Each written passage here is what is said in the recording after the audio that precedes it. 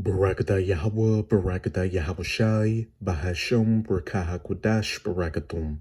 First and foremost, I want to give all praises, glory, and infinite honors to Yahweh, Bahasham, Yahawashi.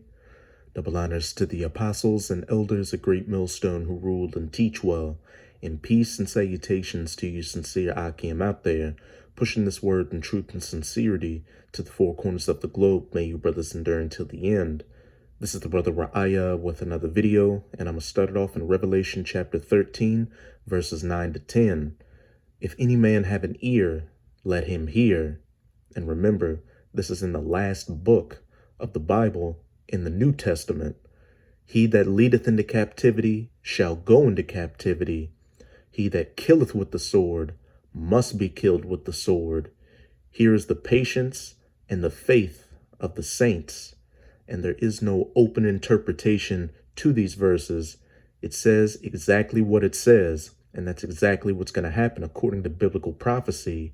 You Edomites, or so-called white people, who led the children of Israel into captivity or slavery, the children of Israel, who are known as the so-called Negroes, Latinos, and Native Americans today, are going to go into captivity. And you've killed our people with the sword all throughout history, not just within the last 500 years, but during the Grecian captivity, the rule of the Roman Empire, who were Edomites, among a whole host of different points in history. So you Edomites, as well as you other heathen nations that have afflicted the children of Israel, are going to get killed with the sword as well and go into captivity. And the saints that that's speaking of is the children of Israel, whom salvation is only for, and whom Yahawashi, whom the world ignorantly refers to as so-called Jesus Christ, only came for, and the nation who the Most High, whom the world ignorantly refers to as so-called God, whose true name is Yahweh, loves. You other heathen nations mean nothing to the Most High. But I opened up the video with this verse to preface an article from www.ltv.com titled, "The Thibodaux Massacre Left 60 Dead. 135 years later, their story is being told." Hey, just to further document another example of how you Edomites slayed our people with the sword. And like it said back in Revelation chapter 13, verse 10, he that killeth with the sword must be killed with the sword. There's going to be a recompense for everything you Edomites ever did to our people. And we're about at that point where that recompense is going to begin. We're living at the end of your rulership, the end of your age, as it says in 2nd Esdras chapter 6. For Esau is the end of the world, and Jacob is the beginning of it that followeth. Where, when the kingdom of heaven is established, and for that first 1,000 years, you Edomites are going to get a foot clean up in your ass, as well as you other heathen nations. You're all going into hardcore bondage and slavery, but you Edomites are going to get it the worst. And then after that first 1,000 years of the kingdom of heaven being built up, every single Edomite man, woman, and child, young and old, is going to be gathered up and permanently culled from this planet with fire. On November 23rd, 1887, a mob of so-called white Edomite vigilantes gathered to break a month-long strike by sugar plantation field hands, many of them formerly enslaved. Let's go to Ezekiel chapter 35. I'm going to start at verse 1. And the header reads, "Prophesy against Mount Seir.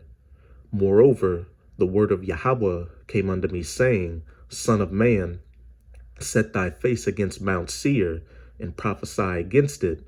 And Mount Seir was an ancient dwelling place of the Edomites. And just like Jerusalem was a people before it's a place, Mount Seir is a people before it's a place. So this is speaking to the nation of Esau, Edom as a whole. I'm going to jump down to verse 5. "Because thou hast had a perpetual hatred, an eternal hatred, never-ending hatred." Let's go to that word perpetual real quick in the Strongs.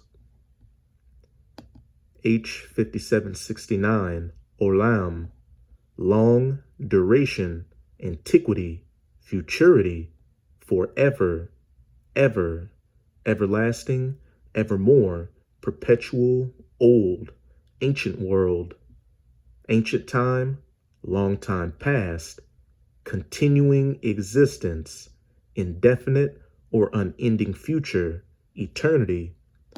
To you so-called Negroes, Latinos, and Native Americans out there, these Edomites have a perpetual, never-ending hatred towards you, and it's hardwired in their spirit, and it goes back to when our forefather Jacob supplanted the blessing and the birthright to the kingdom of heaven from their forefather Esau.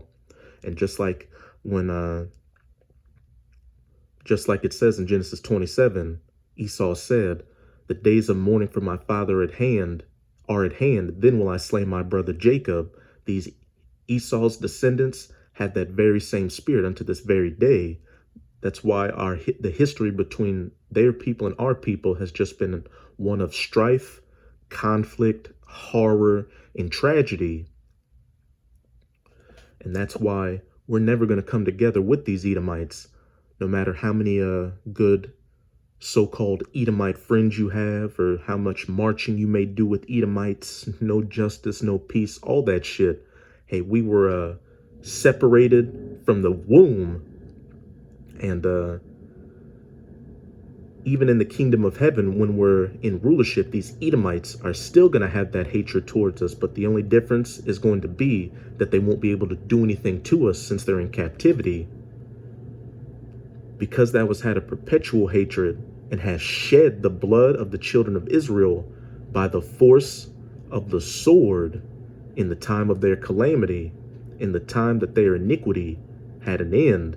And that's talking about the end of slavery. You know, you had the Civil War, which there's more to the Civil War than meets the eye, than what they tell you in history.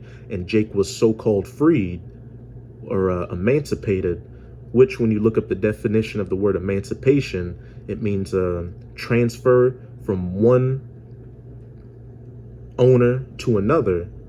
We were transferred from the rulership of the plantation Edomite owners to the rulership of the U.S. government. So we were never really free.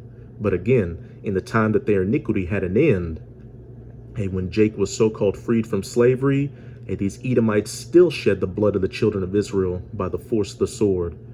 You had the Reconstruction era, which saw the birth of the Ku Klux Klan, the Jim Crow era, the Civil Rights era, the war on drugs, all the way up until today, where Jake is getting gunned down in the streets by these cops.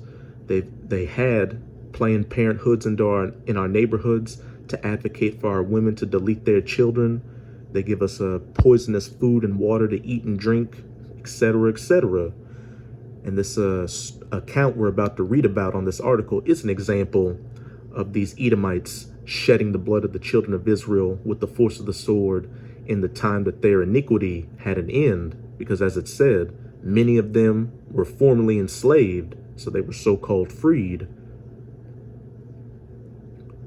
Just 135 years ago, roughly 60 so-called black men and women, Israelites, really of the tribe of Judah, were killed in what is now known as the Thibodaux Massacre.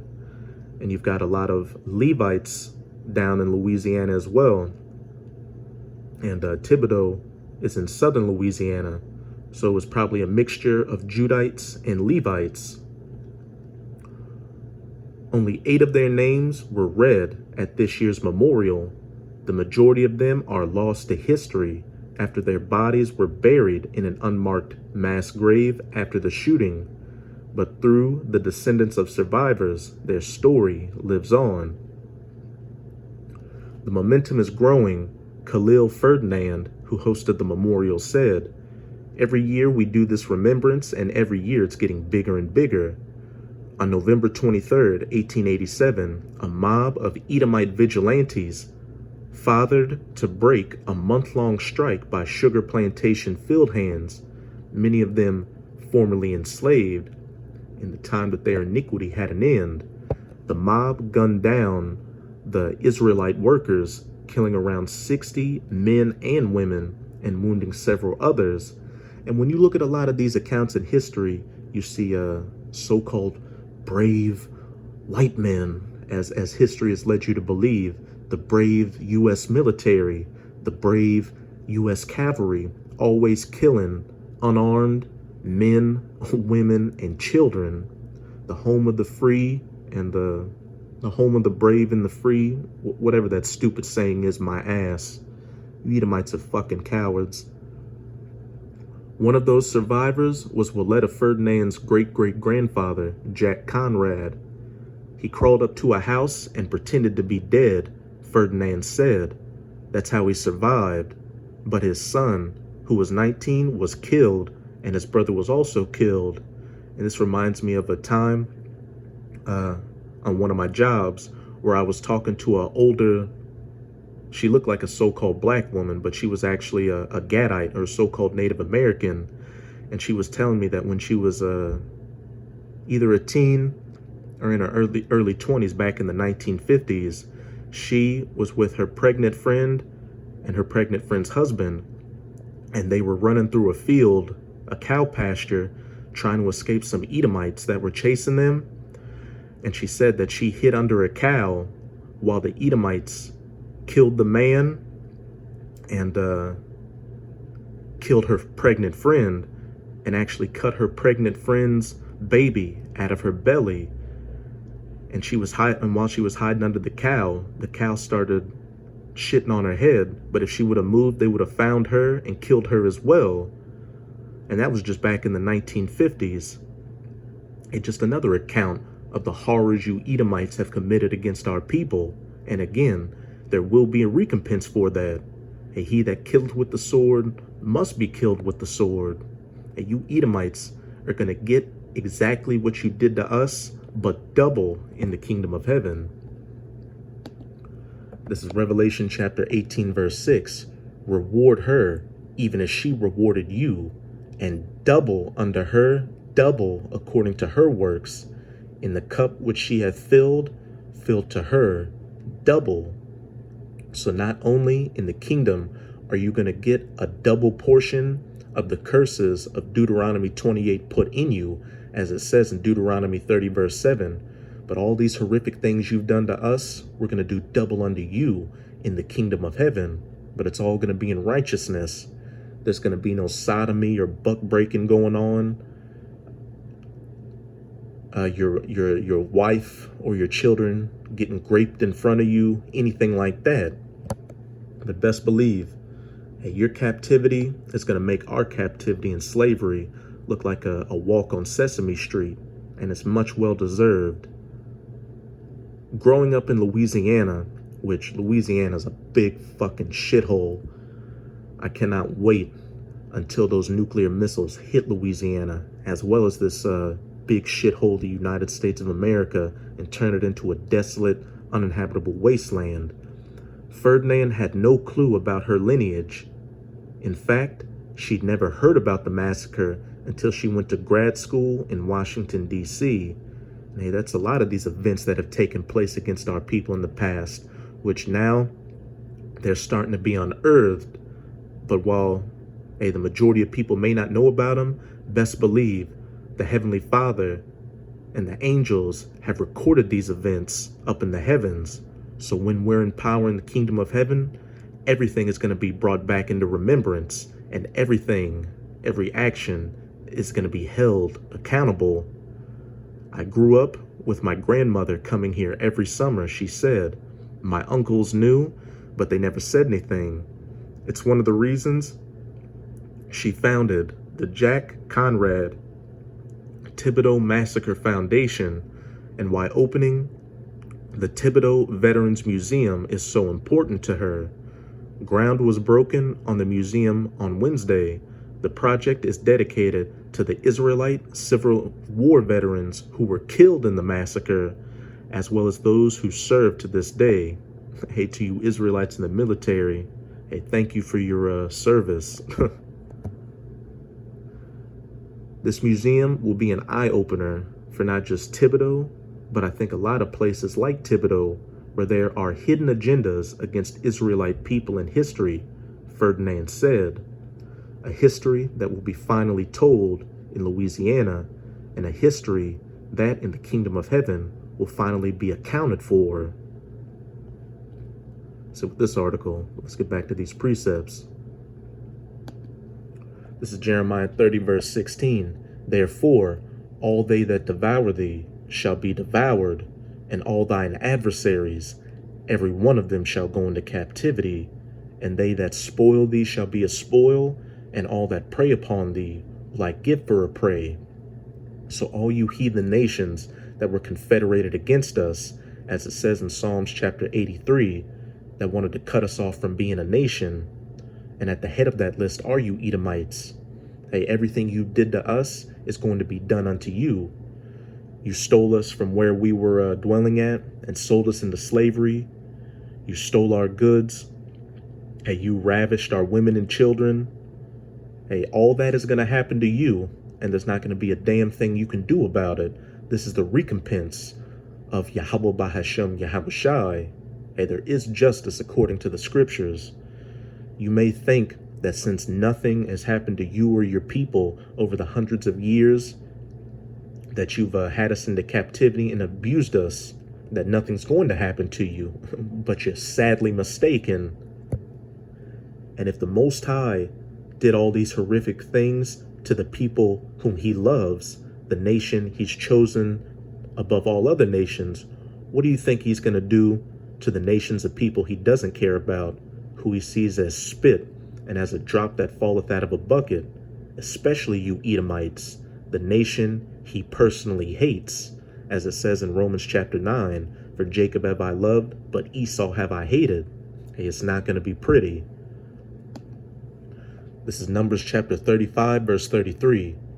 So ye shall not pollute the land wherein ye are, for blood, it defileth the land, and the United States of America is soaked in the blood of the children of Israel, not just the so-called Negroes of the Southern Kingdom, but the so-called Latinos and Native Americans of the Northern Kingdom as well.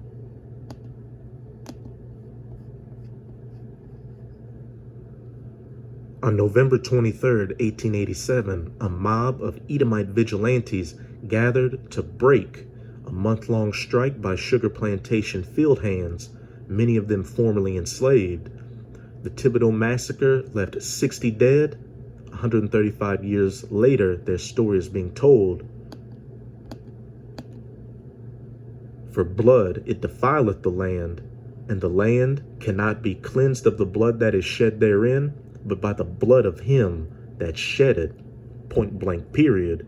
He that leadeth into captivity shall go into captivity. He that killeth with the sword must be killed with the sword. In the kingdom of heaven, innumerable amounts of Edomite blood is going to be shed. As it said in Psalms, we're going to walk in the blood of our enemies. And how is Yahweh Bahashem Yahweh Shai going to enact his vengeance on you Edomites? Through his people, the children of Israel, those you've afflicted by the sword. This is Ezekiel chapter 25, verses 12 to 14. Thus saith the Lord Yahweh, because that Edom hath dealt against the house of Judah, the southern kingdom are the so-called Negroes, your so-called black people, so-called African Americans, which that Thibodaux massacre was done against. The Judites and probably some Levites as well, also of the southern kingdom, by taking vengeance, and hath greatly offended and revenged himself upon them. Therefore thus saith the Lord Yahweh, I will also stretch out mine hand upon Edom, and will cut off man and beast from it, and I will make it desolate from Teman, and they of Dedan shall fall by the sword. And this is talking about when those nukes are shot during World War III. Everywhere you Edomites dwell is going to be hit by nuclear missiles, but the United States of America is going to be the only place that's going to be completely wiped off the map. Edomites in these other countries are going to survive, but every Edomite in America is going to be wiped out. And then when the dust settles, the remaining Edomites, beginning with your elites, are going to be the first fruits of slavery in the kingdom of heaven. And then all you Edomites that died, especially in the United States of America, are going to be reborn through the loins of those Edomites that survived, because reincarnation is biblical. And then we're going to do double unto you as you did unto us. And I will lay my vengeance upon Edom by the hand of my people Israel, and they shall do in Edom according to mine anger and according to my fury, and they shall know my vengeance, saith the Lord Yahweh. And the heathens used to refer to the Most High as Elishadya, the great demon-like power. And the Most High is also known as a man of war in Exodus chapter 15. So the Most High, whom is responsible for every horrific act that's taken place in human history, is going to put his fury and vengeance on us to enact it on you Edomites. And as it says in Isaiah chapter 60, no, I don't think it's in Isaiah chapter 60, but it's in the book of Isaiah. It says we're going to meditate terrors towards you Edomites, as well as you other heathen nations. And like I said earlier, the captivity you Edomites are going to go through is going to look like a walk on Sesame Street compared to the captivity that we went, Slakia. The captivity that we went through is going to look like a walk on the day, shit, I'm getting a little tongue twisted. The captivity that we went through, the horrors of the transatlantic slave trade, slavery, the Reconstruction era, any and every horrific thing that's happened to us throughout our history dealing with you is going to look like a walk on Sesame Street compared to what you Edomites are going to go through. So that's it with this video. And with this video, I hope you sincere Akim and Akwath were edified. Just keep strong. We're almost out of this final wicked captivity of the heathen nations, chiefly of the Edomites, and soon we will have our vengeance upon them. So as always, I'm going to say Abad Babal, Kwam Yasharala, and until next time, Shalom.